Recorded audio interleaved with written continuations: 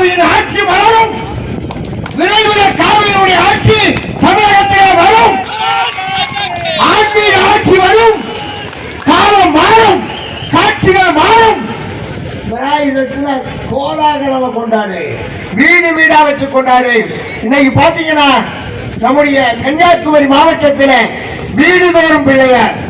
ஆனா இன்னைக்கு இது வரைக்கும் நல்லதா இருந்து வில்லேஜ் ஆபீசரும் நல்லதா இருந்தாங்க. ஆர்டிஓவும் எல்லாரும் சப்போர்ட் தான். விநாயகர் சதுர்த்தி கொண்டாடக்கூடாதுன்னு யாரும் சொல்லல.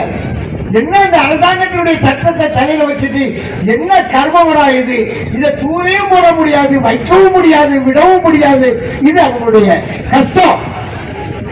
ஆனா இன்னைக்குதான் கொஞ்சம் பேர் என்ன செய்தாங்க, கொஞ்ச நேரம் உட்கார வச்சுட்டாங்க.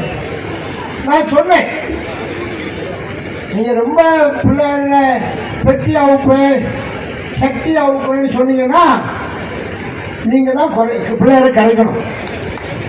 நான் கரைக்கு வரமாட்டேன், நான் வீட்டில் உட்கார்ந்துருவேன். அவ்வளவு சொன்னேன், அதிகாரிகிட்ட தான் சொன்னேன். எனக்கு விநாயகர் சதுர்த்தி இந்துக்கள் கொண்டாடக்கூடிய விழா.